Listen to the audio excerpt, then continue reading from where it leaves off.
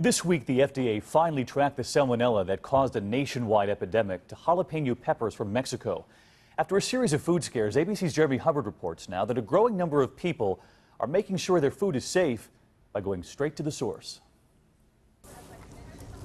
On this hot, dusty farm field in upstate New York, an exhausting harvest is underway. The crops, in this case garlic, are being gathered by people who usually go to work in a suit. I'd like to buy a farm. That's how excited I am. And in fact, she has bought the farm. They all have. It's called community-supported agriculture, and it is an idea that's taking root. But they're good, right? Here's how it works. Members pay around $450 a year for shares in Deb Kavakis' small organic farm. In return, they get a weekly delivery of fresh fruits and vegetables from June to November. Or they can come gather the crops themselves, like today.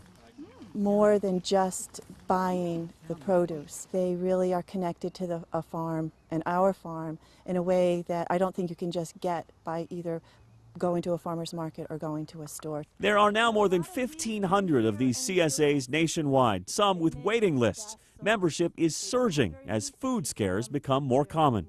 Months into a salmonella outbreak with salmonella scare, the government now says. Spinach a couple of years ago, tomatoes and jalapenos more recently, and people are really thinking more about where their food's coming from, what happens to it between the farm and their plate. I couldn't find the same quality without paying at least double for what we're getting. And it is a green way to get your greens. From the tractor to the truck to a delivery site near your home, the vegetables often travel just a few miles. Store-bought vegetables on average travel 1,500 miles to get to you, using a lot more fuel. And these members come not just for the freshness of the food, but for the uniqueness too. Good luck finding a blonde cucumber or a rat-tail radish in your supermarket produce department.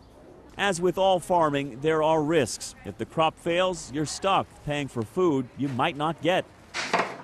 But it is a small risk, members say, and it's outweighed by a tasty reward.